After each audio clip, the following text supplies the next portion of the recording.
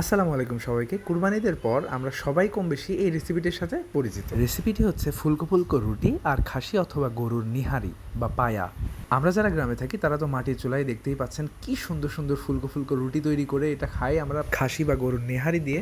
আজকে দুপুরের মেনুতে ছিল ফুলকো ফুলকো রুটি, তাই আম্মু এক ডালা রুটি বানিয়েছে এবং খাসির একদম টাটকা টাটকা নেহারি।